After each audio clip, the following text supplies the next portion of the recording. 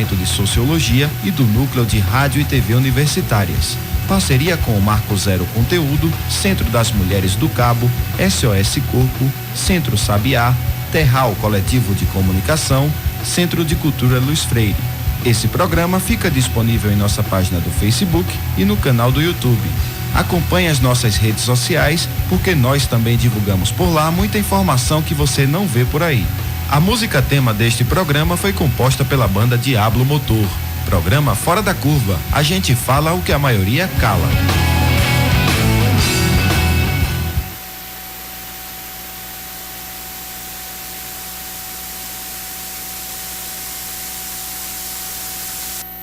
ZYI 775, Rádio Universitária Paulo Freire, AM 820 kHz, uma emissora da UFPE. A Rádio Paulo Freire inicia a emissão em caráter experimental, direto dos estúdios no campus da UFPE. Participe pelas redes sociais e diga de onde você ouve a rádio. Procure por Rádio Universitária Paulo Freire no Instagram, Twitter ou Facebook e interaja com a gente. Segunda-feira, a Rádio Paulo Freire transmite Descomplicadados, caderno de cinema e roda de conversa a partir de meio-dia. Sintonize a AM 820 kHz ou assista ao vivo na nossa página no Facebook. Eu sou Carmen, sou pancararu, sou militante da causa indígena, principalmente pela saúde indígena, pelo controle social e pelo movimento indígena nacional. A nossa relação de índio com índio é uma relação pacífica, uma relação amistosa, é uma relação onde a gente não tem esse sentimento, de discriminar o outro, tanto que nós nos respeitamos e nós nos tratamos como parente, independente de eu ser uma índia do Nordeste, com meu estereotipo de cabelo afro e tudo, mas eu sou tratada como parente pelo próprio índio marubo, pelo corubo, pelo Yanomami. Eu sou tratada como parente, porque o que entre nós existe respeito. E a gente, o que nos afirma cada dia é a nossa luta, a nossa história de luta, de resistência, é um diálogo aberto que a gente tem, de resistir. E a nossa luta é a continuidade dos direitos conquistados, questão territorial, saúde e educação. Nossa luta tem sido árdua, e essa resistência se faz necessária por uma questão de respeito aos direitos constitucionais adquiridos. Rádio Paulo Freire, a rádio que fazemos juntos.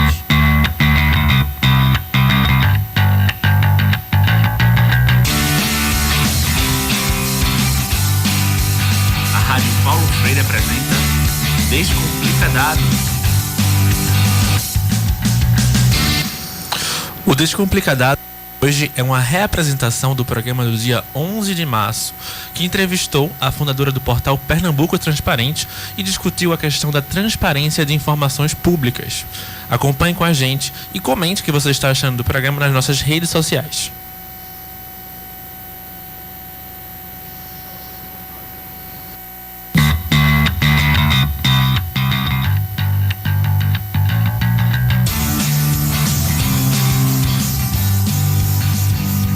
Boa tarde, ouvintes da Rádio Universitária Paulo Freire. Começa agora mais um programa especial da transmissão experimental da rádio que fazemos juntos e juntas. Eu sou Roberto Peixoto, estudante de jornalismo da UFPE, e este é o Descomplicadado. Vamos explicar o que são dados de interesse público, qual a dificuldade de obter dados desses tipos e no nosso país, claro, e quais são as iniciativas que estão contribuindo para a política de transparência no nosso estado, em Pernambuco.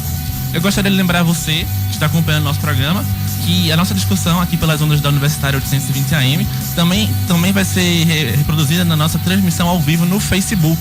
Está sendo reproduzida, na verdade. Basta acessar facebook.com/Rádio Universitária Paulo Freire. O acesso aos mais diferentes tipos de dados de interesse público é uma ferramenta poderosa para toda a nossa sociedade. E o acesso a essas informações é muito útil porque, ao garantir a divulgação desses conteúdos, a sociedade civil pode propor inúmeras políticas de aperfeiçoamento da gestão de nossas cidades, estados e do nosso país em geral. Assim, se uma organização não governamental, por exemplo, que luta pela defesa dos direitos da comunidade LGBTI, tem acesso ao registro de violência de motivação LGBTfóbica em todos os bairros do Recife, por exemplo, essa ONG poderia calcular, com essas estatísticas, políticas públicas que garantam a melhor segurança dessa população. E isso é apenas uma área de exemplo de uso desses dados públicos.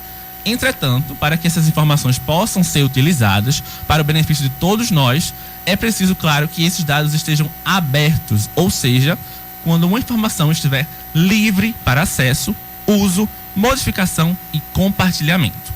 E desde 2012, com a criação da Lei de Acesso à Informação, a chamada LAI, qualquer pessoa pode solicitar qualquer informação aos estados e municípios e aos poderes executivo, legislativo e judiciário do nosso país. Desde que, claro, a publicação desses dados não ameaça a segurança da sociedade ou do Estado.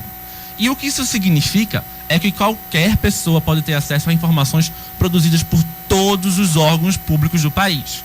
Mas essas informações precisam ser, portanto, como eu já falei, livres para acesso. Entretanto, a gente sabe que para que isso ocorra, há diversos empecilhos. Fazer um pedido de via lei de acesso à informação é, de fato, muitas vezes uma tarefa trabalhosa. Negativas de acesso a dados que deveriam ser públicos não são raras. E a longa espera por essas informações é bastante frequente. No mês passado, inclusive, o governo federal propôs um decreto que alterava as regras de transparência da lei, da LAI, da Lei de Acesso à Informação, ampliando a lista de servidores com poder para classificar documentos considerados sigilosos. Entretanto, a proposta foi barrada pela Câmara dos Deputados no último dia 20 de fevereiro, mas ainda será votada pelo Senado. Por isso, já que estamos falando sobre dados abertos e transparência de informações, trouxemos a Raquel Lins para conversar com a gente. Raquel é ativista dos dados abertos em Pernambuco, cientista política pela UFPE e fundadora do portal Pernambuco Transparente, um projeto criado para cobrar mais transparência dos órgãos de controle social do Estado. Seja bem-vinda, Raquel. Bom dia. Obrigada, bom dia. É um prazer estar aqui falando exatamente sobre esse assunto que é tão importante.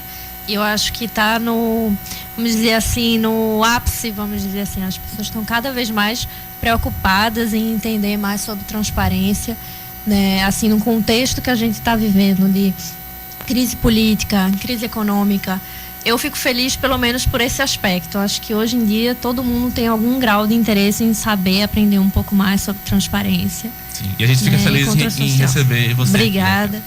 Então, eu gostaria de começar o programa te perguntando, para explicar o que são dados abertos também, na verdade, né? Porque muita gente que está nos ouvindo não deve fazer a mínima ideia do que são isso. A grande diferença do formato a transparência em termos de dados abertos é que é justamente esse caráter que você já destacou aí no início da sua fala. Ele pode ser livremente utilizado, né? É uma base de dados que fica à disposição para você modelar, reutilizar da maneira que quiser. E isso dá uma liberdade para que essas bases de dados possam ser utilizadas para propor as mais diversas soluções. Então, você pode tanto utilizar aquilo para produzir estudos sobre políticas públicas, como você já mencionou, mas desenvolver até aplicativos, fazer uso daquilo para assim, vamos dizer assim, fazer discussões sobre dados, inclusive. É um uso que, na verdade, ele é infinito. Aquilo vai depender da criatividade de quem se utilizar daqueles dados. Então, esse eu diria que é o mais fantástico dos dados abertos. É você disponibilizar todas as bases de dados para que aquilo, a solução e o melhor destino, vamos dizer assim, um futuro melhor para todos nós, ele seja construído por todos, né? Nós temos uma comunidade muito forte, um dos maiores polos de tecnologia do país está aqui em Recife. Então, imagine o potencial que você tem em disponibilizar tanto dados, podem ser dados públicos, tanto como empresas. Nós temos grandes empresas no mundo, como a Hewlett Packard, por exemplo, que tem empresas que adoram fazer hackathons. Tem empresas que desenvolvem já produtos e disponibilizam as bases de dados livremente dos códigos, dos programas, dos produtos, para que isso seja desenvolvido e ampliado como as pessoas quiserem. Então, e para ter acesso a esses dados, é complicado de se fazer? Só os hackers que vão ter acesso a esses dados ou não? Todo mundo pode ter acesso a isso? Nós temos o que a lei de acesso à informação. A lei de acesso à informação, ela já é um marco para o país, porque ela estabelece que, por exemplo, despesas públicas, elas têm que não só estar disponível no portal de transparência, ou seja, aqueles dados visualmente mais acessíveis, organizados, né, que você pode buscar por área de interesse, assunto, mas também em formato aberto, né? Então você pode baixar as bases de dados, recalcular aquilo, ter planilhas de Excel, enfim, o ideal é que aquilo seja o dado aberto, ele é a última fronteira da transparência. É você não só organizar aquilozinho num portal fechadinho, mas você dá a base de dados. Olha, a base de dados nossa é essa, faça o uso como você quiser. Então, o interessante da Lei de Acesso à Informação foi isso. Ela estabelece esse critério de despesas. Mas, nos portais governamentais, nós podemos fazer muito mais. Como é o caso, por exemplo, do portal da Prefeitura do Recife. O portal de dados abertos, ou seja, não estou falando aqui do portal de transparência. O portal de dados abertos, ele já foi desenvolvido e já está no ar desde 2013. A Prefeitura do Recife, inclusive, já realizou 6 hackathons para utilizar, para desenvolver soluções com base no que disponibiliza o portal de dados abertos, que tem, por exemplo, onde o SAMU, os chamados de SAMU, você tem onde está mapeamento dos parques urbanos que a gente tem disponível, praças públicas, parques, tudo isso tem um universo, vamos dizer assim, de serviços públicos, acidentes de trânsito, então você pode saber onde foram as ocorrências de acidentes de trânsito, tudo isso em mapeamento aberto, né? E com isso pensar soluções, saúde, urbanísticas para a cidade. Então isso eu diria que é o fantástico, você ter os serviços, os dados de serviços, onde são as ocorrências, as solicitações de serviços à disposição em dado aberto. Certo. Né? E, então, já que tu já tocaste no assunto da Lei de Acesso à Informação, eu queria te explicar um pouquinho pra gente o que foi essa lei, o que é na verdade essa lei. Essa Lei de Acesso à Informação, qual que é a grande chave dela? É justamente isso. Ela vem como um marco porque ela estabelece que o sigilo é exceção, né? Ou seja, a grande regra se torna tudo tem que estar transparente. E no momento em que você diz que o sigilo ela é uma exceção, tanto no momento em que você, e obriga também que você já tem que disponibilizar os dados, né? Ou seja, tem que estar lá tempestivamente, você tem que entrar no website, está disponível os dados, você também pode solicitar. Você não encontrou um dado da maneira que você gostaria de encontrar, você pode entrar em contato com o órgão público dos 3 poderes e solicitar. Inclusive, você pode sugerir, olha, eu gostaria de trabalhar isso com uma planilha, poucas pessoas sabem disso, né? Acha que, eu quero tal informação. Você pode, inclusive, solicitar, se for possível, por favor, enviar em formato PDF, numa planilha, algum formato de visualização que vocês tiverem especial. Então, ela basicamente retirou todo, vamos dizer assim, qualquer, vamos dizer assim, ar de mistério que pudesse haver diante de informações públicas, né? E quem é que pode fazer esse pedido de lei de acesso à informação? Qualquer pessoa pode solicitar, e você tem um prazo de até 20 dias para receber essa resposta. Esse órgão público ele tem que cumprir com isso. Sim. E ele pode solicitar o órgão, o que ele pode fazer? Ele pode solicitar uma extensão desse prazo, caso seja necessário, porque ele não conseguiu organizar essa informação para disponibilizar. Mas esse prazo é uma extensão de apenas poucos dias também, né? Menos do que esse prazo de 20 dias. E você, caso você receba uma negativa, você ainda pode tentar recorrer, né? Se você vê que aquilo não tem, de fato, uma justificativa para sigilo, como é o caso que você já citou, de segurança pública e tudo mais, proteção realmente por uma proteção ao Estado, então você pode recorrer. O sigilo é a exceção. Exatamente. Eu acho que é isso que a gente tem que guardar da Lei de Acesso à Informação. Tem que derrubar o sigilo ele morreu ali com a lei de acesso à informação. E o que a gente pode fazer com esses dados obtidos via lei de acesso à informação? Qual a importância prática, assim, da lei? Explica pra gente. Eu digo que é tudo. Por que é tudo? O limite para isso não existe, porque você pode utilizar isso para cobrar melhores políticas públicas, como, por exemplo, a Associação de Ciclistas Metropolitanas do Recife já faz tão bem.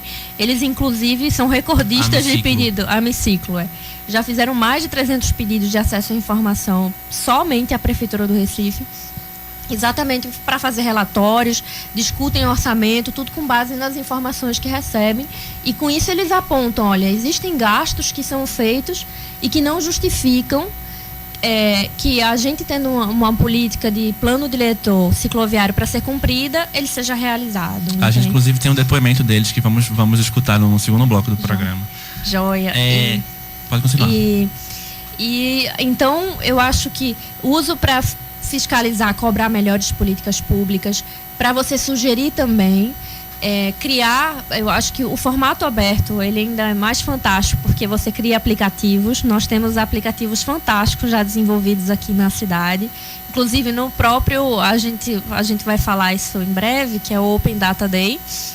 Nós comemoramos isso no sábado e nós tivemos lá a palestrante do Replante, que é um aplicativo que já tem mais de 300 downloads em Recife. Isso é algo fantástico e é justamente que cria uma comunidade que fortalece a plantio de hortas urbanas, vamos dizer assim, tanto por indivíduos como espaços públicos que possam ser melhores reaproveitados. E tudo isso através de um aplicativo que fortalece e integra pessoas interessadas no assunto e que foi feito com base no portal de dados abertos da Prefeitura. Eles venceram um dos hackathons, um dos últimos hackathons da PCR, e desenvolveram o aplicativo. Pronto, eu queria perguntar justamente a tu, o que são esses hackathons? Explica para os nossos ouvintes que estão assistindo. Os hackathons, embora é interessante isso, muita gente associa justamente somente ao pessoal de TI, né? Quem gosta, apaixonados por tecnologia, mas os hackathons, na verdade, são momentos especiais, né? Vamos dizer assim, de 3 dias, 2, às vezes menos,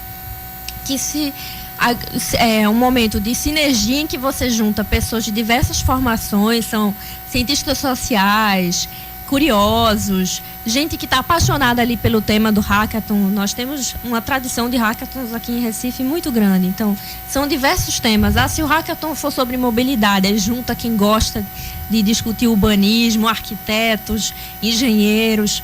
E a grande questão é justamente essa. Ele é um momento onde várias pessoas que gostam do assunto que está sendo ali, que o hackathon busca pensar, com pessoas especializadas em tecnologia. Então, é um momento em que você junta essas pessoas, pensa uma solução e que possa ser viabilizada pelas pessoas que estão ali especializadas em tecnologia. Pessoas das mais diversas áreas, das mais diversas organizações. Podem participar. Empresas também. Sim. Pronto, por isso que eu queria fazer uma pergunta justamente relacionada à lei dessa informação e a questão das empresas também. Porque eu queria saber quem pode fazer um pedido via lei dessa informação. É só pessoas privadas, pessoas, indivíduos da sociedade civil, organizações privadas, ou quem mais pode fazer? Não, até organizações. A Amiciclo faz um pedido em nome da associação. Então, o interessante é isso, acho que da lei você tanto pode solicitar como instituição, a pessoa jurídica, como você pode solicitar isso como individualmente. Então, essa é a diferença. Entendi, pronto. A gente vai fazer um intervalo agora rapidinho para continuar com essa discussão aqui sobre dados abertos na Rádio Paulo Freire e voltamos já já. São 12h18. ZYI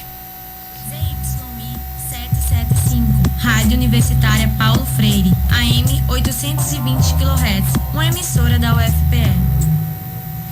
Vamos ouvir José Batista, professor da UFPE e membro da Cátedra Paulo Freire. Ele fala sobre o pensamento freiriano na educação. Paulo Freire, uma pessoa do campo da educação, mas ele sempre pensou a educação em relação com a sociedade. E ele deu muita ênfase ao debate político da educação. não considerando a política partidária ou mesmo eleitoreira, mas a política com P maiúsculo, portanto, a política, aquela arte de construir as relações no interior de uma sociedade. Todo o empenho dele, toda a inteligência dele foi movida no sentido de fazer valer esse princípio, né, de que a educação deveria servir, antes de tudo, à sociedade, em especial aos oprimidos da sociedade. Rádio Paulo Freire, a rádio que fazemos juntos.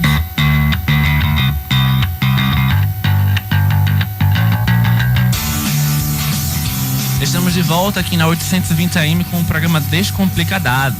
No primeiro bloco a gente falou um pouco sobre a política de dados abertos em Pernambuco e conheceu o Raquel Lins, que está com a gente aqui, e a gente vai conhecer agora também no segundo bloco sobre o Pernambuco Transparente, que é o projeto que faz pressão para que os órgãos públicos cumpram a lei de acesso à informação e exerçam mais transparência das informações públicas em nosso estado.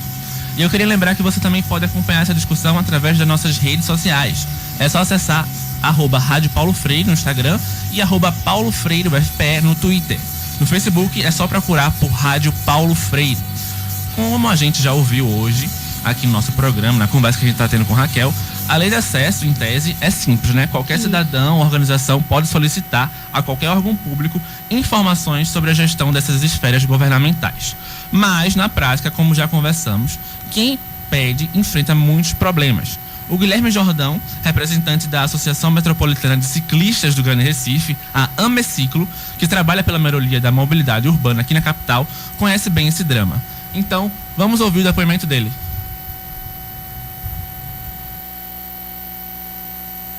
A gente sempre tenta pegar informações com a prefeitura, até para fazer novos pleitos ou contribuir com os projetos, com ideias, enfim, qualquer coisa que interessem sempre essa coisa da mobilidade. E a verdade, o que a gente percebe é uma má vontade muito grande da prefeitura. Eles sempre fazem o máximo possível, hoje em dia, para não dar informação. Então, assim, dão a informação parcial, ou dão a informação incompleta. Muitas das vezes eles remetem simplesmente, eles dizem, essa informação está disponível no site da prefeitura. E, né, não diz absolutamente mais nada sobre o assunto. Então, o que se percebe é um controle realmente das informações. A Rádio Universitária AM agora é Rádio Paulo Freire. Segundo a Fundação Getúlio Vargas e a Open Knowledge Brasil, 136 bancos de dados de 8 grandes municípios brasileiros apresentam apenas 25% de informações adequadas. O levantamento, chamado de Índice de Dados Abertos para as Cidades, encontrou 429 problemas para o acesso e a utilização dos dados públicos disponíveis nos municípios de São Paulo, Belo Horizonte, Rio de Janeiro, Brasília, Porto Alegre, Uberlândia, Natal e Salvador. Raquel, a gente escutou agora o depoimento do representante da Ameciclo e eu queria saber então como é que você avalia essa questão da transparência de dados dos nossos municípios em geral e especificamente aqui no Recife. Pronto, agora a gente chegou num ponto delicado da questão da transparência. Como a gente sabe, a gente tem um problema muito grave relacionado à qualidade da gestão pública. Então, na verdade, para a gente ter bases organizadas de dados abertos e com qualidade, nós teríamos que ter isso já organizado internamente. A questão da abertura de dados e a lei de acesso à informação, ela tem esse amplo leque. Tanto a gente vai, aos poucos, começar, claro, a avançar e, dependendo da disponibilização desses dados, em compreensão, né, das políticas públicas, como, por outro lado, a gente também vai enxergar que esses dados estão sendo feitos com pouca qualidade, né, e com muitas fragilidades e questionamentos a serem feitos, como eles são organizados. Então, o que o Guilherme falou, tanto pode ser, às vezes, má vontade, de fato, né? Você não tem ou às vezes até déficit de servidor, que é o que eu vou falar sobre o que foi que eu encontrei um pouco no Pernambuco Transparente. Mas, mas ao mesmo tempo, também, às vezes, que eles não têm isso bem organizados internamente. Justamente por esse problema da qualidade da gestão pública, ela é muito frágil. Então, como essas bases de dados às vezes não foram bem desenvolvidas, não foram aprimoradas, nós não temos às vezes bons técnicos trabalhando na gestão pública, isso você necessariamente vai dar um retorno fraco. Mas ao mesmo tempo, por isso esse é o ponto forte dos dados abertos. Cada vez que você solicita e abre um caminho para os dados abertos, você vai perceber todo esses graves problemas que a gente tem. A gente precisa fortalecer a gestão pública, né? E assim a gente só vai perceber esse problema através da abertura de dados. E pelo outro lado, aqui em Pernambuco, a gente tem muitas iniciativas que cobram pela transparência de informações, né? Explica pra gente um pouquinho, então, sobre o Pernambuco Transparente, que é a iniciativa de tua autoria. Então, o Pernambuco Transparente eu iniciei há 1 ano e eu escolhi como prioridade as cidades da região metropolitana, são 15 cidades. Visitei todas as controladorias, tanto das câmaras municipais como das prefeituras, para ver como que era a estrutura de resposta das controladorias e funcionamento, porque são esses setores que coordenam internamente a resposta e o cumprimento da transparência. Se esses setores não estão bem estruturados, necessariamente a transparência vai ficar sem ter o devido atendimento.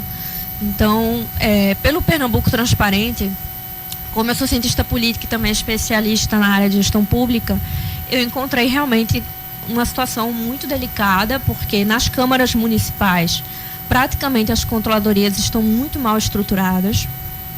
Em parte delas, os sistemas de pagamento, folha de pagamento, parte financeira, estão terceirizados, estão com empresas, e com isso os portais de transparência são alimentados por essas empresas.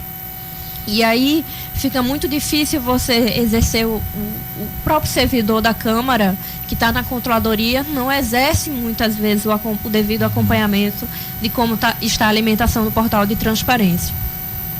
E nas prefeituras a situação foi muito grave, assim eu diria, porque nós tivemos em 3 municípios muito grandes aqui, importantes economicamente da região metropolitana, só para citar Cabo de Santo Agostinho, Olinda, Goiânia, praticamente desmanches de equipes de controle interno, porque no Cabo de Santo Agostinho, Lula Cabral, ao assumir a gestão, ele reduziu a equipe que era de controle interno de 14 pessoas para apenas em torno de 3, 4.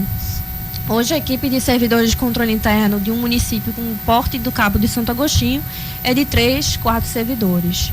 Então, como que você vai dar cumprimento à lei de acesso à informação, às solicitações de perguntas, envio de informações ao portal de transparência, coordenar ainda, isso é muito importante destacar, que a questão da transparência, ela é só uma das funções das controladorias. Então, elas têm, isso explica muito como nós temos graves casos de corrupção em todo o estado e em muitos municípios. Elas não funcionam. Era justamente isso que eu queria te perguntar agora. Qual a importância prática, então, dessa transparência? Por que a gente precisa ter um município transparente, um estado transparente, um país transparente? Para que a gente tenha qualidade na gestão pública, a gente precisa muito do controle social, né? Basta todos esses casos, eu acho que a grande lição da Lava Jato é mostrar que nós temos grandes nomes, nós temos ex-governadores do Rio de Janeiro presos, nós temos grandes nomes da política que estão na iminência de poderem serem presos, né? Sendo investigados. Então, a grande lição que isso deixa é que sem transparência e sem haver o acompanhamento necessariamente pela população e a cobrança da população, dificilmente as políticas públicas vão ser efetivadas com a devida qualidade. E não somente isso, a gente pode observar que os próprios planos são feitos sem transparência. Cadê os planos municipais? Você não encontra muitas vezes nos portais, né? Você não encontra acompanhamento das metas, né? Os próprios portais de transparência, eles têm ainda informações muito contábeis, né? Que isso é muito cobrado, muito exigido, mas a gente praticamente não vê. Cadê o acompanhamento da efetivação dos planos municipais? Não, a gente não vê, não consegue enxergar. E o resultado disso, só para citar uma consequência, por exemplo, o Tribunal de Contas do Estado de Pernambuco lançou, agora no final do ano passado, o índice de efetividade de gestão das prefeituras do Estado de Pernambuco. Mais de 80% das prefeituras de Pernambuco tiveram o mais baixo nível de efetividade de gestão possível, inclusive a capital, Recife. Então, sem a gente exigir a transparência e esse cumprimento, porque de fato, se você internamente está cheio de problemas e ainda você tem muitos gestores que de fato não estão ali com um compromisso em fazer o melhor pelo serviço público, dificilmente você precisa que as pessoas exijam essa transparência, né? Basicamente são super-heróis essas pessoas como a Miciclo, Guilherme Jordão. Cada pessoa que exige uma informação, torna público, tentei obter essa informação, não consegui, e segue indo lá exigindo isso, ela está abrindo caminho para uma melhor gestão pública, porque a gente vai enxergar esses problemas.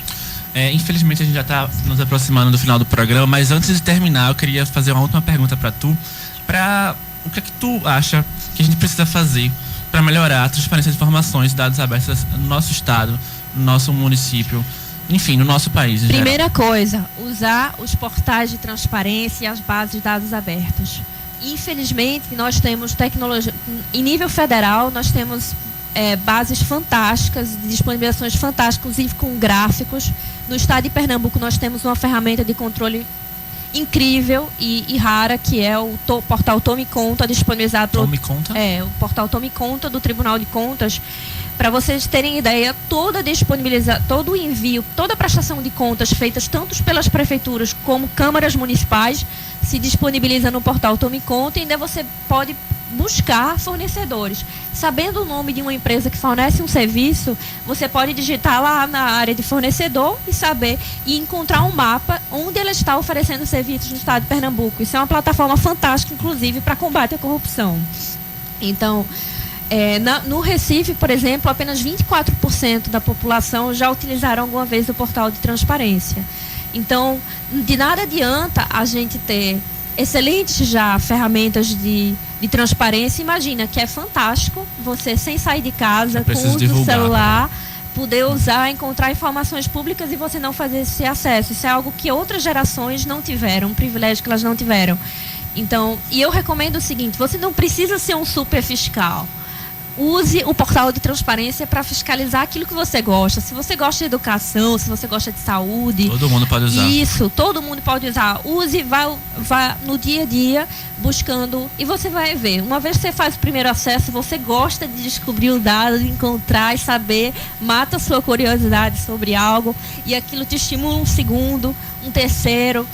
E aos poucos você vai descobrindo, inclusive, porque projetos que você acharia incríveis para a sua cidade não foram feitos. Infelizmente a gente já tem que finalizar agora o programa. Eu queria agradecer muitíssimo a tu, Raquel. Foi muito boa essa conversa. Então, foi um prazer. Eu queria só pedir que todo mundo acompanhasse o Pernambuco Transparente pelas redes sociais, e o Orbe Político também, que é um projeto que eu tenho já reconhecido pela CGU em transparência. Todos eles podem ser acompanhados no Facebook, Instagram. E aí vocês podem acompanhar a cobrança de transparência e projetos de controle social no estado. É só procurar no Facebook por Pernambuco Transparente. Certo. E aí eu divulgo essas iniciativas também, projetos como a Miciclo, que fazem essa cobrança. Massa, muito obrigado pela participação. Muito obrigada também. Boa tarde a todos os ouvintes. Boa tarde aos ouvintes. Essa edição teve a apresentação de Roberto Peixoto. Esse programa foi produzido por Débora Oliveira e Roberto Peixoto, nos trabalhos técnicos João Lucas. Uma boa tarde e até a próxima. ZYI 775, Rádio Universitária Paulo Freire, AM 820 kHz, uma emissora da Universidade Federal de Pernambuco. Vocês diriam para nós, sociedade, o que não fazer no Dia do Índio? Ou em qualquer dia, né? Ou em qualquer dia, porque, né? Ajudar a discriminar, a discriminação social, racial. O cidadão precisa ter a oportunidade de conhecer o índio, como ele é. E o que faz essa diferença? A partir do momento que você entende que ser índio está muito relacionado à sua forma de viver e a cultura dos povos indígenas, que cada uma tem sua forma de se organizar, sua forma de crença, sua forma de exercer a sua missão aqui na Terra, que se pauta muito pela questão cultural e religiosa dos povos indígenas. Então, todo brasileiro, se tiver a oportunidade de conhecer uma terra indígena, de dialogar com os nossos anciãos, com os nossos detentores de conhecimento, é muito importante. Primeiro eu diria que não cantem música da Xuxa, não façam isso, por favor. Esse é um primeiro ponto. A segunda coisa é ensinem sobre as culturas indígenas, ensinem que existe um modo de viver livre, existe um bem viver indígena, existe uma compreensão de mundo, das relações dos povos indígenas com seus antepassados, com seus rituais, com seu território, né, com as plantas e animais. Ensinem que existe um bem viver, um sistema de pensamento que é próprio dos povos indígenas.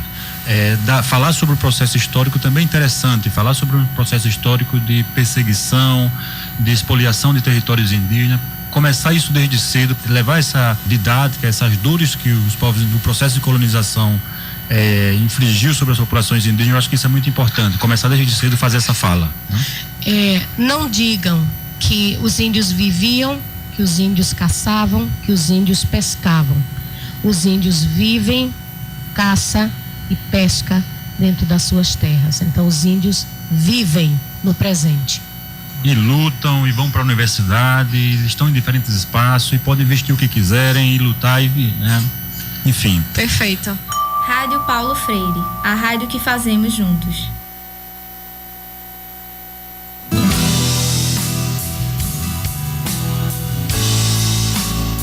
A Rádio Paulo Freire apresenta Caderno de Cinema.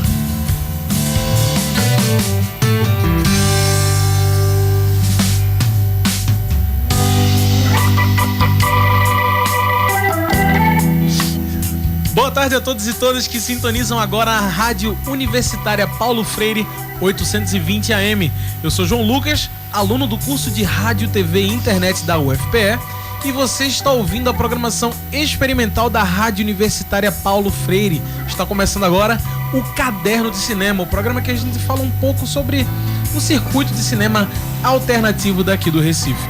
Boa tarde, pessoal. Eu sou Larissa Correia, também estudante de RTVI. E nessa programação a gente fala sobre o cinema cultural do Recife, mais conhecido e mais clássico, o Cinema São Luís, que tem uma programação diferente daquelas que vemos nos cinemas de shoppings, que geralmente dão a maior preferência aos filmes norte-americanos. Pois é, e essa que é a grande diferença desses cinemas culturais. Eles priorizam obras nacionais, também trazendo alguns outros filmes que fujam dos Estados Unidos, né? São filmes asiáticos, europeus, africanos, enfim. A gente fala desses cinemas que são chamados cinemas de rua, que trazem coisas diferentes para a gente assistir e por um preço bem mais barato. E como o assunto é cinema, a gente aproveita para falar sobre o Festival para Cineastas, que esse ano abre concurso de argumento cinematográfico para curta-metragem. Então essa vai para você que sempre quis fazer seus próprios filmes. Sim, a gente tá falando do CinePE, falamos dele semana passada e a gente fala de novo sobre ele. O Festival do Audiovisual é uma grande oportunidade para quem quer ingressar e se profissionalizar no mercado de produção de roteiros de curta-metragem. Aqueles filmes que são bem menores, tipo 20 minutos, um pouquinho mais. As inscrições vão até o dia 1º de maio e custam R$10. Dá para se inscrever no site do festival, que é www.festivalcinepe.com.br. Vai rolar uma cerimônia de premiação das mostras no dia 3 de junho, lá no Cinema São Luís. Quem vencer a premiação vai ganhar uma bolsa de estudos com 50% de desconto no curso de roteirista empreendedor na escola Recife Writers Room. Todas as regras e perguntas que você precisa tirar é só passar lá no site deles, que é o www.festivalcinepe.com.br. As inscrições vão até o dia 1º de maio, viu? Percam não! Mas voltando agora para o Caderno de Cinema, hoje a gente fala da programação da Semana do Cinema São Luís, grande cinema cultural e histórico aqui do Recife, um dos últimos sobreviventes do cinema de rua, né, que temos no Brasil.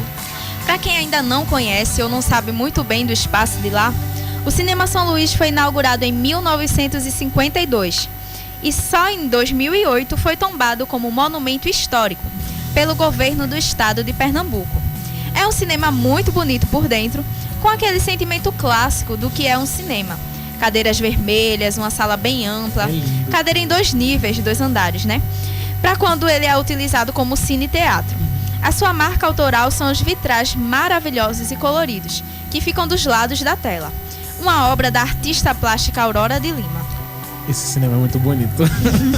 O Cinema São Luís também abriga alguns dos nossos grandes circuitos cinematográficos do Recife, como o CinePE, que a gente até falou agorinha, o Festival de Curtas de Pernambuco e o Janela de Cinema. Ele se localiza na Rua da Aurora, Boa Vista, no edifício Duarte Coelho. Ele abre de terça até domingo e o preço dos ingressos é R$10 a inteira e R$5 a meia entrada. Mas às terças-feiras tem promoção, sexta inteira e R$3 a meia. Bom, e pra gente abrir essa semana temos o lindo filme do Mauro Dádio, filme nacional, Sobre Rodas. Vamos escutar o trailer? Você fica agora com o trailer de Sobre Rodas. Bora ganhar esse jogo, bebê. Vamos, Cala a boca, Kai. Vazio!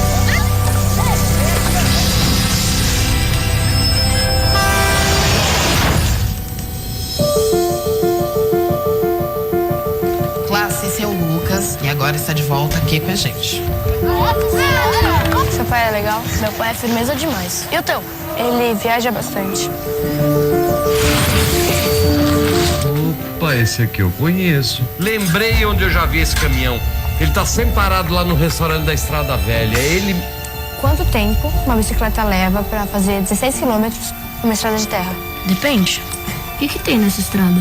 É que eu tô procurando meu pai. Se precisar da minha ajuda, pode contar comigo. Quer ir comigo? Toma.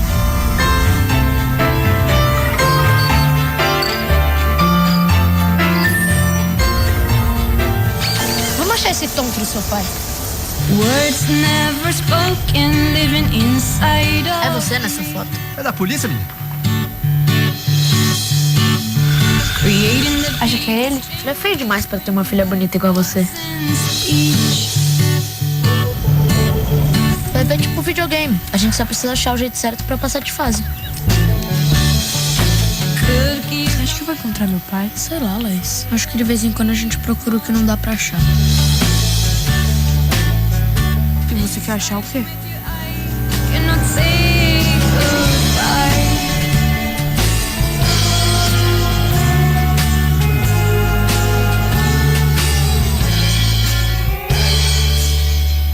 ZYI 775, Rádio Universitária Paulo Freire, AM 820 kHz, a rádio pública da UFPE.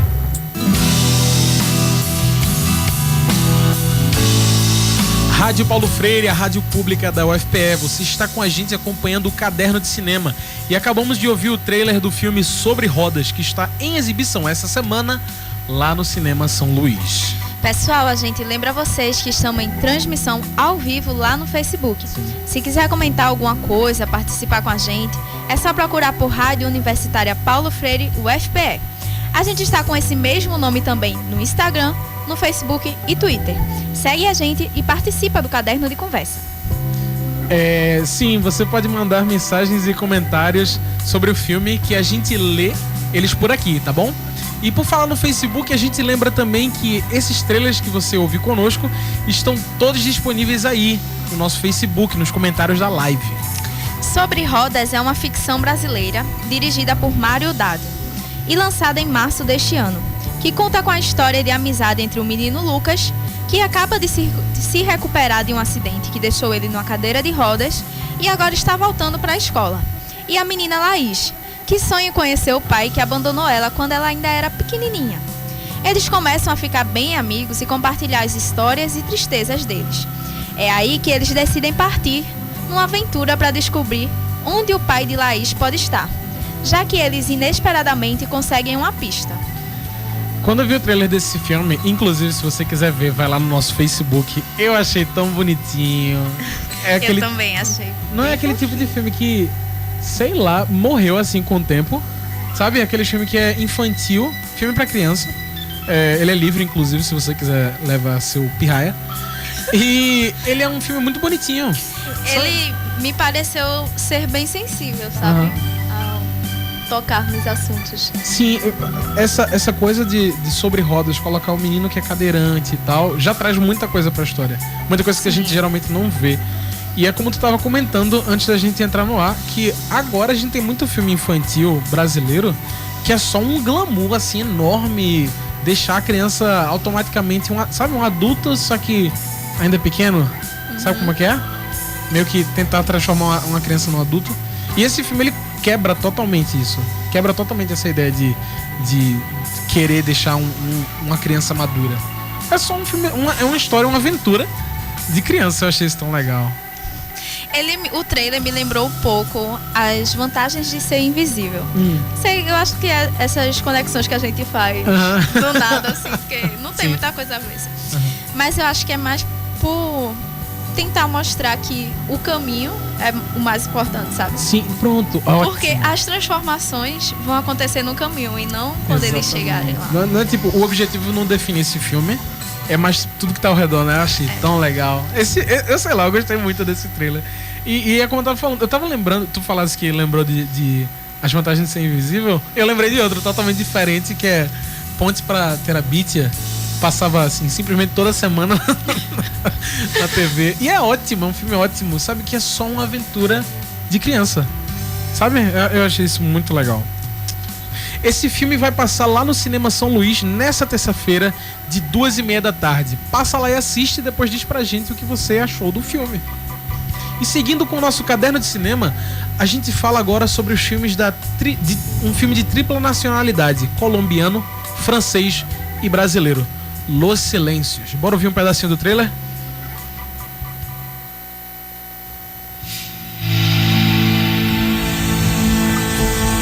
Señor presidente, yo le traigo presentarle a mi sobrina. No podemos recibir desplazados porque nos causa problemas. Mire, señor presidente, yo estoy limpio. Todos mis problemas se quedaron atrás. Este é seu marido? Não, meu marido está desaparecido. Vocês estão correndo risco de vida?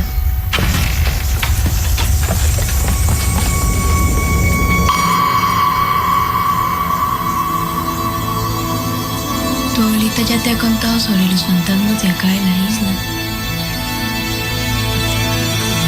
Hay muchos y tienes que tener cuidado.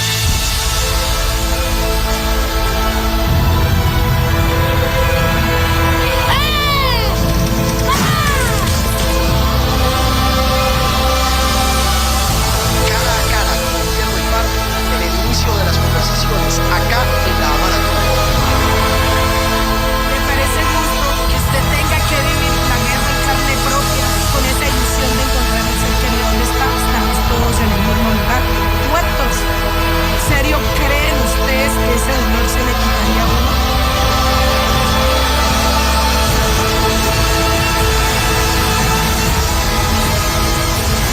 ¿En serio creen que vale la pena perdonar?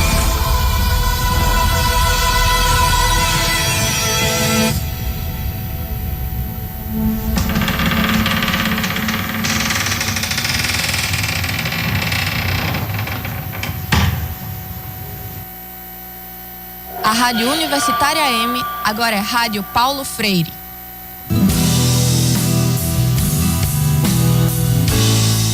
Rádio Paulo Freire, a rádio que fazemos juntos e juntas.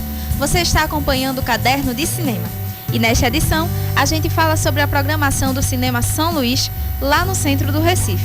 A gente acabou de ouvir o trailer de Los Silêncios, que está legendado no link que você encontra na nossa live do Facebook. É só procurar por Rádio Universitária Paulo Freire, UFPE.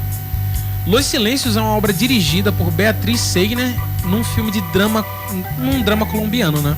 Brasileiro e francês. Ele conta a história de Amparo, uma mãe solteira de 2 filhos pequenos que está fugindo de um conflito de guerras armadas na Colômbia. Nessa fuga, ela acaba se abrigando com seus filhos na fronteira tripla entre o Peru, Brasil e Colômbia, numa pequena ilha repleta de palafitas no rio Amazonas. Nessa jornada, ela acaba encontrando o pai dos meninos, que até então estava supostamente morto. Olha, complica. A gente acabou de sair de um filme, felizinho, pra um filme totalmente, assim, totalmente diferente, mas que fala sobre pai também, né? Um pai ausente. Verdade, os dois filmes têm essa temática, né? Sim, de falar sobre um pai que sumiu. E assim, pelo trailer, ele me lembra muito essas obras que estão saindo agora de terror nos últimos tempos, que é um terror silencioso, sabe? Que é sem nada, só o barulho das coisas, do ambiente e poucas falas. Ele me lembrou Bird Box, que é um filme da Netflix, não sei o quê, e Um Lugar Silencioso, que tem justamente essa temática de um lugar, sabe, de silêncio, ninguém fala nada, é tenso. E eu senti esse trailer de Los Silêncios muito tenso, sabe? Sim, você se cria uma curiosidade pra saber que fantasmas são esses. Pois é, de o que tá acontecendo, tá ligado? Por que esse cara sumiu? Por que ele aparece ali? E essa mãe fugida, é muito tensa a história. Ela é densa e tensa também. Outra coisa que chama atenção também é um diálogo sobre dor. Sim, que tem no trailer que logo no comecinho, refugiados, né, estão fugindo da guerra, de conflitos e tudo mais. E fala sobre periferia no meio disso tudo. E é uma coisa que não tá muito longe da gente. Mais uma vez, é uma fronteira com o Brasil. Sim. Parece uma história real. Talvez até seja, quem sabe.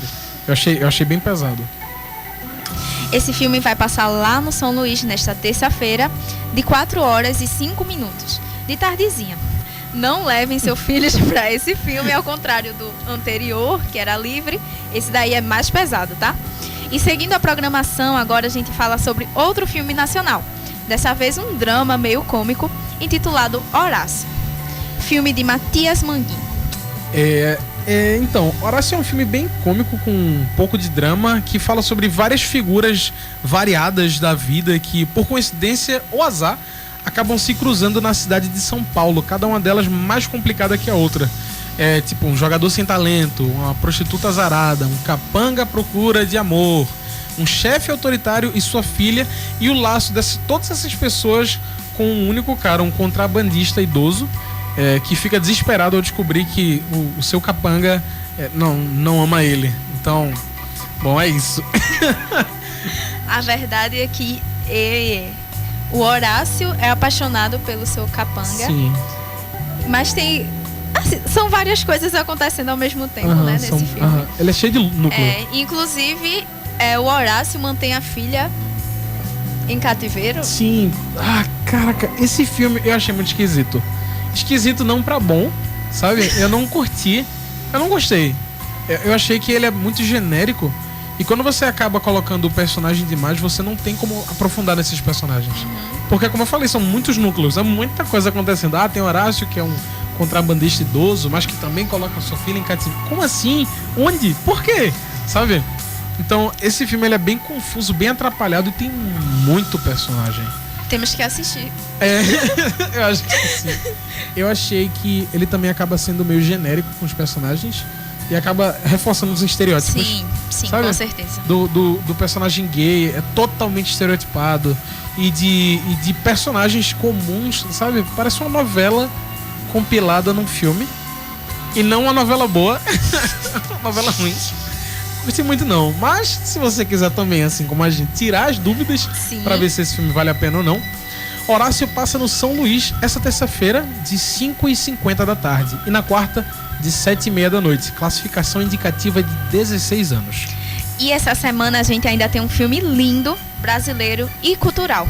Estou falando do filme Chuva é Cantoria na Aldeia dos Mortos. Um drama português e brasileiro de João Salavisa e René Nander, que conta a história do povo indígena Craô. Vamos ouvir um pedacinho do trailer. Não é a cara que não é. Bora lá tirando minha faca para tudo, minha. Chame para me suiga, chame papa.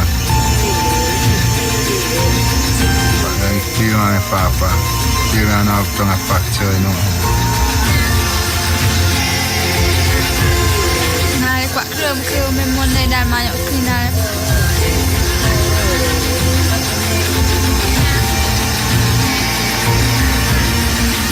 bambo pan para tak nabah ni.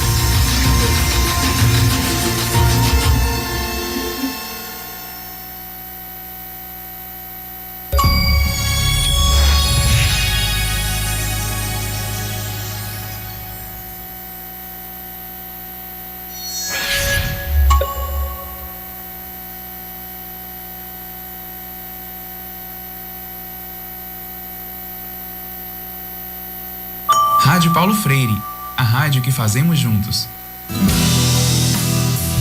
A gente acabou de ouvir o trailer de Chuva é Cantoria na Aldeia dos Mortos.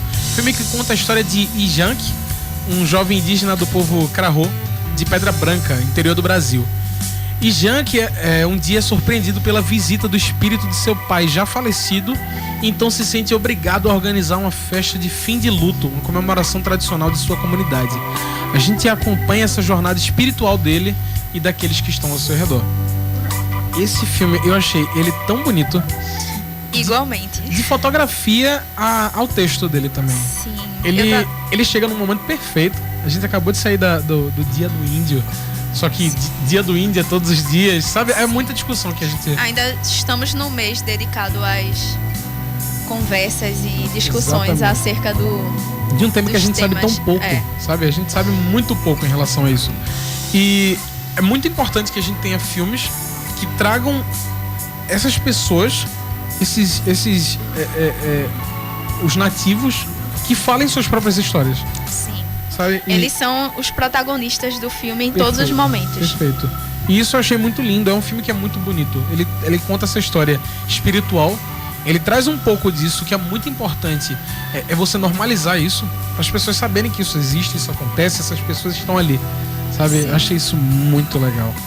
E as relações também surgem de uma forma natural, né? Entre os índios e os não índios, né? Sobre as comunidades que estão ali perto do povo. Chuva é Cantoria na Aldeia dos Mortos vai passar essa semana na terça, de 7h30 da noite, e na quarta, de 3h35 da tarde, no Cinema São Luís. Vale a pena demais, hein? Pessoas, essa semana passada, eu e Bia, que não está aqui, que está em Maceió, veja bem, não é? Beijinhos, Bia. A gente falou sobre o filme que estreou na sala dos cinemas da Fundação do Derby, tanto no Derby quanto no Museu do Homem do Nordeste. A gente falou de Suspiria, a Dança do Medo. Suspiria, falando bem rapidamente, é um filme de terror psicológico que envolve uma bailarina muito boa, que é convidada a participar de uma das mais importantes academias de dança do mundo. Sim. Mal sabe ela que esse convite pode custar a sua vida, ou até mesmo sua sanidade. Esse é o Suspiria, a Dança do Medo. É isso aí. E essa semana a gente teve um depoimento de Roberto Peixoto, estudante de jornalismo da UFPE, que foi assistir o filme e deu uma comentadinha com a gente. Vamos ouvir?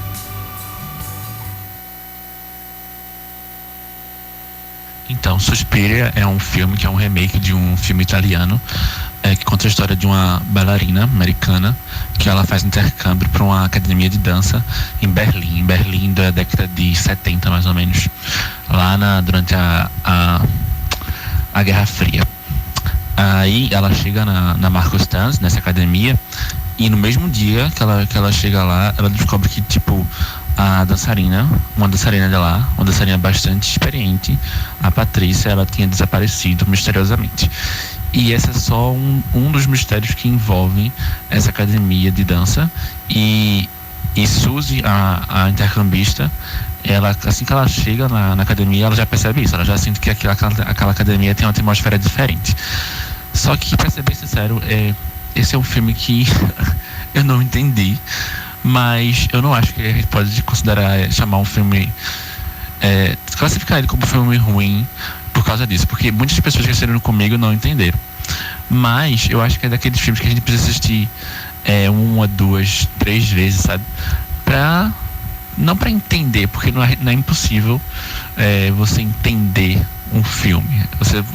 Você sente o filme, você capta o que o diretor quis passar pra você.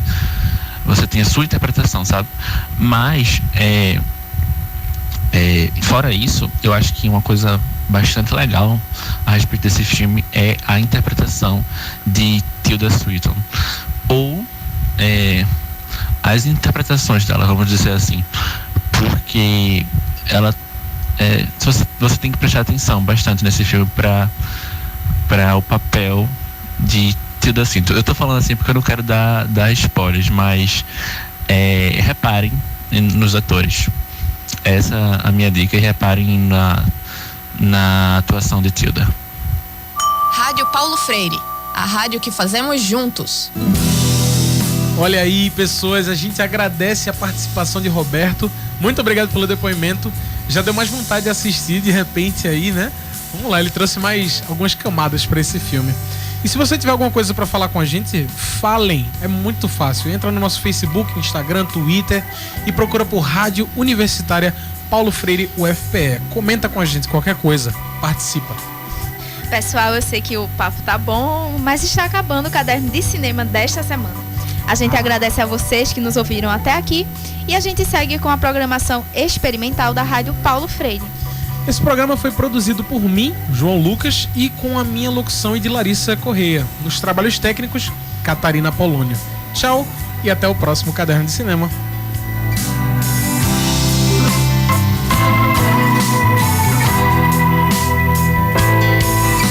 ZYI 775, Rádio Universitária Paulo Freire, AM 820 kHz, uma emissora da UFPE. Um grande intelectual subiu no seu pedestal, me acusou de falar mal e, se inflando de razão, me flechou com a questão: por que tu dizes imbu, se a gramática dá umbu como a forma padrão? Na bucha mesmo lhe disse quem viveu a meninice de astúcia e peraltice entre as frutas do sertão. Tem clara convicção de que imbu é mais doce. Só isso, pronto, acabou, está explicada a questão. É o único programa da Paulo Freire que tem auditório. Rádio Paulo Freire, a rádio que fazemos juntos.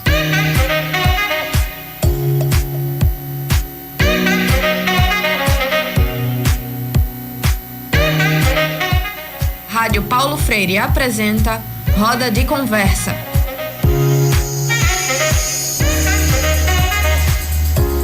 Boa tarde a todos e todas sintonizados na Rádio Universitária Paulo Freire, AM 820, a rádio que fazemos juntos e juntas.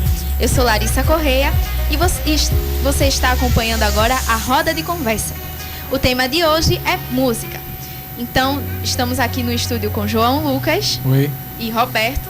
Oi, gente. Falem um pouquinho sobre a relação de vocês com a música. Olha, eu sou uma pessoa muito apaixonada por música.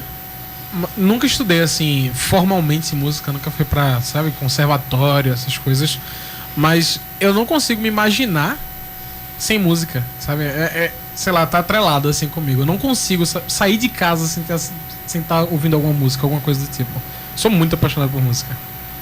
Eu também sou, mas eu acho que, tipo, isso vem desde pequeno, que minha avó, ela me incentivava muito a escutar música, a praticar piano. Piano não, aqueles tecladinhos, sabe aqueles tecladinhos? Pronto. Ela sentava comigo e ela me ensinava e eu detestava. Mas eu olhando agora, relembrando esse momento, eu gosto muito, porque, tipo, eu queria aprender piano agora. Quando eu era pequeno, não. E isso me incentivou, tipo, a conhecer outros estilos musicais que eu, tipo... Tem muito disso, né, velho? De você é criança e aí alguém diz assim, aprende a tocar esse instrumento aí, você não quero não, eu quero qualquer coisa. E quando você cresce assim, sabe? 10 anos depois você, poxa, eu podia ter aprendido aquele, não é? Verdade. E porque é muito mais fácil. E eu digo isso tentando, eu tentei pegar um tecladinho desse hoje em dia e aprender. É muito mais difícil quando você fica mais velho. Eu aprendi a tocar violão, eu toco violão, desde que eu sou muito pequeno, sabe? Eu tinha, sei lá, 8 anos, comecei a tocar. E é muito fácil você saber hoje e tal. É muito mais fácil. Agora, aprender hoje, mais velho, a tocar alguma coisa, cara, é muito difícil. Mas isso acontece com qualquer coisa que você vai aprender, né? Inclusive idioma. Quanto mais cedo uma criança começa a ter contato com outro idioma, mais fácil de aprender, né? Então, semana passada, a gente teve aqui no Roda de Conversa uma conversa sobre K-pop, o pop coreano, né? René foi nosso convidado e Bia estava mediando a conversa que não está presente hoje, né? E aí, vocês têm estilos musicais preferidos também? Tenho. Muda muito com a época, sabe? Eu fico pensando, quando eu era pequeno, minha música preferida. Aliás, o meu estilo musical era, na verdade, nem tinha, era só uma música. Beautiful Girls, toca aí em looping. Tá ligado? Só que eu já gostei muito de pop e hoje eu tô muito numa vibe de blues, sem parar, sabe? Blues e jazz. Amo. 100%. Uma coisa que um tempo atrás eu ouvi, coisa chata, música lenta da poxa. Eu acho que eu tenho artistas preferidos. Sim. No momento, sabe? Quando eu era pequeno, eu fingia que eu não gostava de Lady Gaga, por exemplo. Madonna. Hoje em dia eu amo. Mas agora, no momento, por exemplo, eu gosto de música pop, mas eu não gosto tanto assim quanto eu curto agora, tipo, Fleetwood Mac. Ou então... é umas coisas mais específicas, né? Que estão rolando. É aquela música que você coloca no ônibus que você escuta sempre, sabe? Esse é... Quem tá sempre no meu fone de ouvido é Fleetwood Mac, ou então Pet Shop Boys. O que é pop também, mas... É de outra época, de outra época, dos anos 80, essa vibe assim, meio 80 por hora da FM. Sim. Já que vocês falaram de infância e dessas lembranças aí, vamos falar um pouco sobre memória? E aí, o que é que levam vocês para outro lugar, pro passado? Qualquer coisa do começo da carreira de Lady Gaga. Não porque eu seja fã, talvez até seja. Poker Face. Mas porque meu irmão era muito fã e espero que ele nunca ouça esse programa, porque eu nunca admiti isso. Mas muitas das músicas que eu aprendi a gostar, que eu comecei a gostar, foi porque ele escutava muito e eu ia lá e, sabe, porque eu tava por perto, eu escutava. Isso vai de, sei lá, Akon, Lonely, sabe? Lonely. E até umas coisas, sei lá, mais recentes, Lady Gaga, ou Christina Aguilera, que eu nem gosto mais, vale a pena falar. E que assim, eu fui sendo apresentado por causa do meu irmão. Porque meu irmão foi a quebra de eu escutar só MPB, porque meus pais ouviam, e só tinha um MP3 lá em casa, e eu escutava as músicas que estavam lá. Então, uma música bem antiga, assim, o que é isso? Que música é essa? Meu irmão foi a quebra para eu parar de escutar essas músicas e começar a escutar músicas que talvez eu gostasse porque eu gostava, porque eu escolhi, não porque meus pais colocavam pra assistir. Engraçado que esse processo com a música acontece do mesmo jeito que com outras coisas, né? A gente aprende a fazer as coisas de um jeito que às vezes não é o jeito que a gente gostaria de fazer. Uhum. E aí, em algum momento da vida, a gente rompe isso e começa a fazer as coisas com as nossas próprias escolhas, né? Inclusive de garimpar música, de ir atrás, sabe? Uma coisa que eu não fazia. É porque quando você... Eu não sei você, que tem internet e é uma criança hoje, mas quando eu era mais novo, ter internet era bem difícil. Uhum. Eu não tinha internet em casa e a gente tinha um horário específico para mexer na internet, para não gastar a internet.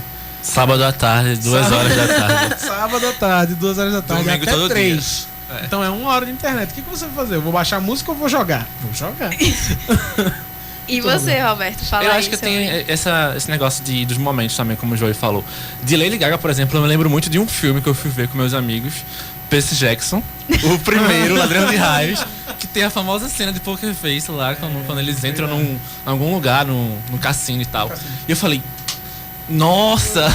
Que música legal! Que legal, preciso conhecer isso. Agora, esse negócio de quando a gente é pequeno, a gente escuta por osmose as músicas, tipo, que nossos pais estão tocando, e meio que a gente detesta na hora, né? Eu não sei se com vocês era assim, mas comigo, por exemplo, eu escutava Kid de Abelha e eu odiava toda vez que pai e mãe tocavam Kid de Abelha no rádio. Hoje em dia, o caminho pra vir pra Cava Federal é Kid de Abelha no fone de ouvido. Teve uma fase que tinha uns CDs de 100 sucessos de fulano de tal. Sim. Não, nem só de fulano de tal. Tem 100 músicas mais marcantes do verão de 2001, sei lá. Summer Electro Hits. Pronto, Summer Electro Hits, sabe? Todos Summer Electro Hits. E pronto, isso é bem interessante, porque muita música eu descobri por causa desses CDs. Porque tinha muita coletânea dessa lá em casa, quando a gente mesmo não fazia essas coletâneas. E aí, meio que eu ouvi essas músicas e eu descobri assim... Eu comecei a gostar, entender e curtir mais Michael Jackson, assim, por causa desses CDs. Tem em todos, pode procurar. qualquer CD de compilação dos anos 2000 de música. Pode ser samba. No meio tem Michael Jackson. Lá em casa tinha uma coletânea de Lulu Santos. Muito bom. E era tipo 1000 músicas de Lulu Santos. Eu nem sei se tem 1000 músicas dele, mas enfim. Eram umas coisas, 1000 músicas de fulano de tal. Sei. A gente ninguém nunca parou pra contar se tinham 1000 músicas. Né? Mas eu comecei a gostar de Lulu Santos por causa dessa coletânea aí. Que ficava lá, acabava um CD. Na verdade, eram vários CDs que juntavam e gravavam no CD só, né? Pegavam. Ele lançou um disco em, sei lá, qualquer ano aí. E aí era esse CD, aí depois o outro CD e assim vai, né? E eu gosto bastante do Lulu Santos hoje. Por causa disso. Eu lembro, tem uma história parecida com a tua, Larissa, porque eu lembro que toda vez que a gente passava por aqueles carrinhos de DVDs não legais, sabe? E CDs não legais também, pai, eu comprava. E teve uma vez que ele comprou uma coletânea também de diversas músicas, não sei se era 1000, não lembro se era tanto assim, dos anos 80. E ele ficava tocando esse DVD direto lá em casa. E eu acho que essa foi uma das grandes influências pra, tipo, ter essa sensação de nostalgia quando eu escuto a música dos anos 80, mesmo não tendo vivido dessa época, e gostar muito dessas músicas por causa disso, sabe? E meio que fica... Tem umas coisas que é muito esquisito, fica gravado no fundo da sua cabeça, sabe? Uma melodia, alguma coisa que quando você escuta, sei lá, depois, 10 anos depois, você... Meu Deus, velho, eu era criança quando escutei essa música. Mas sabia que isso é tipo... Eu li em algum artigo de um jornal aí que fala que isso é comprovado pela ciência. Quando você escuta uma música, você vai gostar ou não dela. Mas se você escuta ela depois, mesmo depois de um tempo, você tende a gostar mais daquela música porque você escutou ela. Só porque você conhece só porque você conhece ela. Interessante. Sabe? Essa música eu conheço. Interessante isso. Eu não lembro de quem é esse artigo, mas faz sentido pra mim, viu? Não é fake news. Não é fake news. Eu lembro do dia que minha mãe ganhou um DVD de roupa nova. E aí, minha mãe já gostava de roupa nova, né? Roupa nova é looping. E aí ela... Eu, obviamente, não liguei. Criança e tal. E aí, depois minha mãe tava escutando o DVD, e depois estava assistindo de novo, e depois... Até que um belo dia, estou eu colocando o DVD de roupa nova para escutar. Não é mesmo? Eu acho interessante quando uma música deixa de ser... Eu não sei pra vocês, mas em algum momento... de quando eu era criança para quando eu, sei lá, comecei a ficar pré-adolescente, chato, etc e tal, você começa a não só escutar uma música por escutar uma música, mas ela faz sentido para você, sabe? Sim. Acho que primeiro que você começa a entender uma letra, quando você para ouvir uma letra e entende o que ela tá dizendo, você tem muito mais conexão com essa música, com esse artista. E é muito doido que isso acontece. Que você não fica... Não é só... Eu acho muito esquisito ouvir uma música só por ouvir uma música. Coloquei aí, vamos ouvir. Sabe? Música é muita experiência. Por isso que tanta música fica marcada, né? Tipo, você ouve uma música e lembra de algum momento da sua vida que você ouviu ela. Muito doido isso. E tem também a música que estava tocando na hora que aconteceu tal coisa aí. Sim, então. Tem muito essa lembrança também. Falando desse lance de lembrar da música da hora, trouxe uma curiosidade aqui. Um estudo alemão comprovou que a área do cérebro responsável pela memória musical é imune ao Alzheimer. A pesquisa foi realizada pelo Instituto Max Planck, acho que é assim que se fala, de Neurociência e Cognição Humana. Ele mostrou que os pacientes esqueciam o nome, os rostos dos familiares, mas sempre lembravam das músicas que marcaram a sua vida. Tem um filme muito lindo sobre histórias disso, sobre pessoas que tiveram Alzheimer.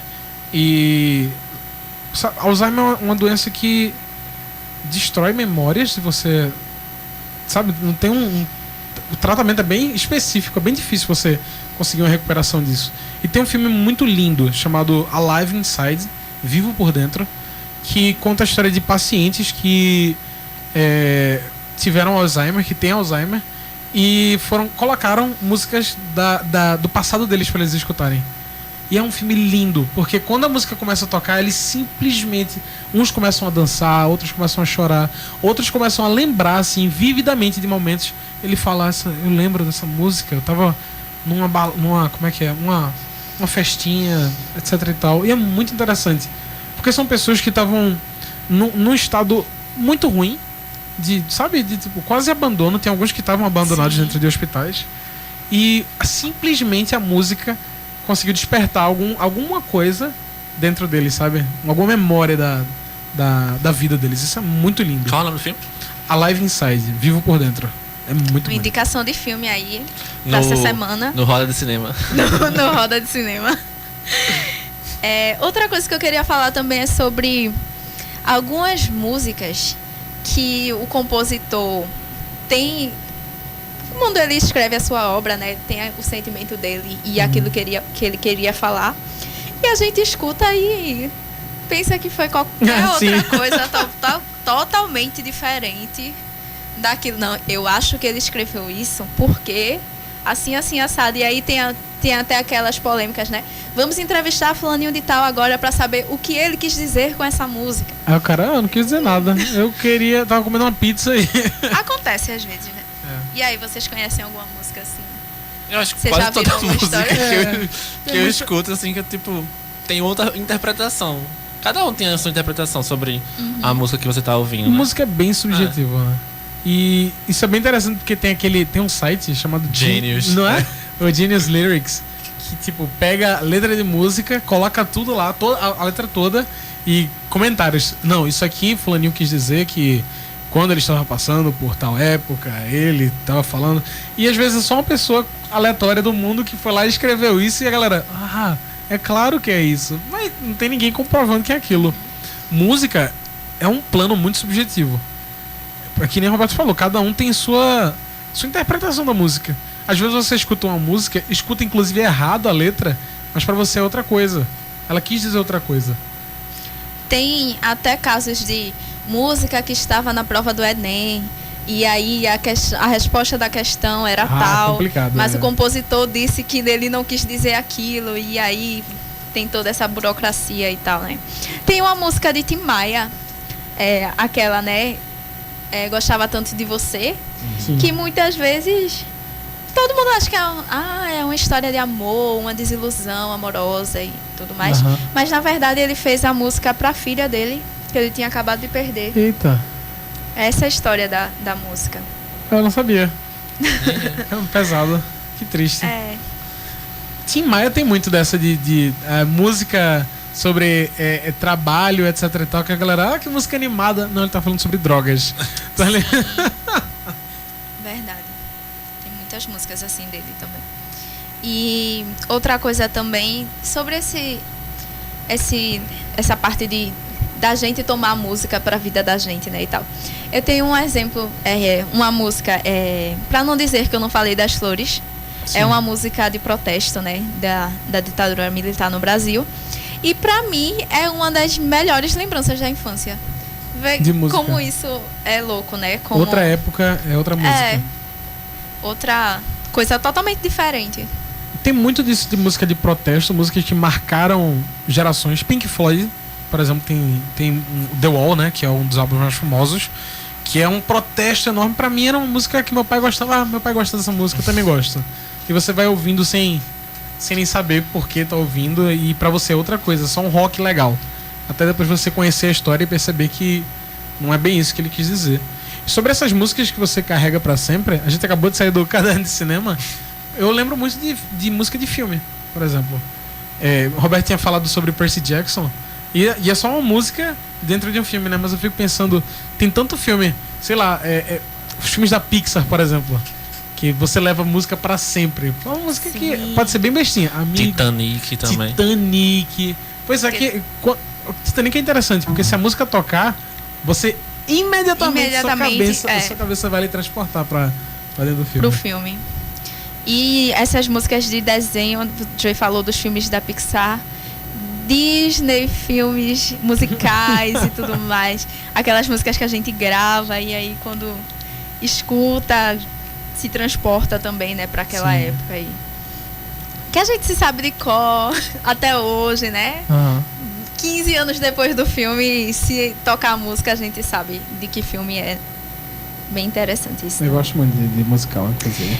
Então, Joey, você compõe também, né? Fala um pouco pra gente. Ele compõe sim, gente. Sou prova. Já ouvi algumas composições de Joey. E aí, como é esse processo de escrever? Então, de vez em quando eu realmente escrevo alguma música, alguma coisa assim.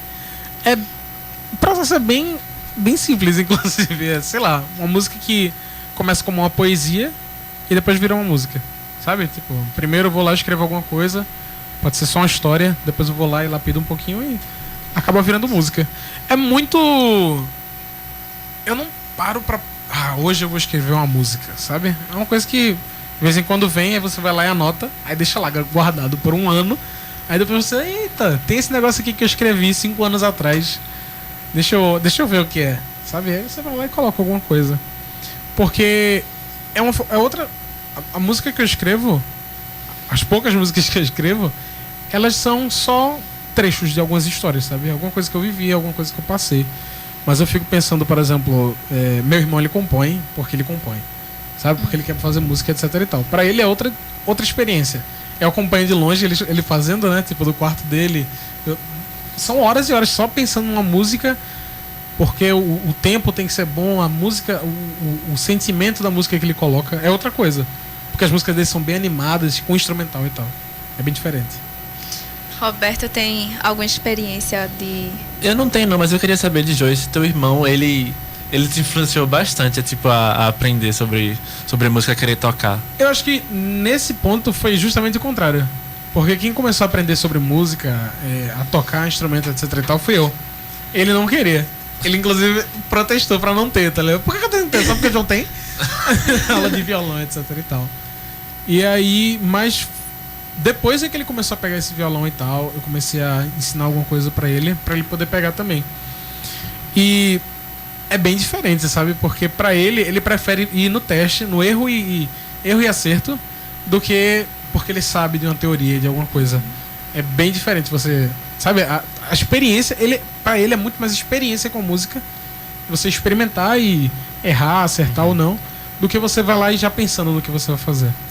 Mas música é herança de família? Pra mim, sim. A minha família é muito musical. É muito engraçado, porque toda vez que a gente faz alguma reunião de família, sempre termina num coral aleatório que alguém fez. Os irmãos da minha mãe se juntam todo dia. Vamos cantar, vamos. Aí começa um negócio todo... Eu sei o que tá acontecendo. Porque minha família, bem pra trás, ela vem de igreja, etc e tal. E aí, bem pra trás, tem muito de música. Todo mundo se junta pra cantar um dia. Ceia de Natal, vamos lá. Junta todo mundo e faz um coral de noite feliz. Qualquer coisa do tipo. Pra mim é muito família. A gente tá ouvindo agora o irmão de Joey, Pedro Básico. Tá aí tocando aí no BG do programa. Se você quiser, faz aí a propaganda do... Se você quiser escutar mais músicas do meu irmão, é só procurar no SoundCloud ou YouTube ou Spotify por Pedro Básico. Aí tem lá algumas músicas dele. E as suas? As minhas não tem em lugar nenhum. Poxa.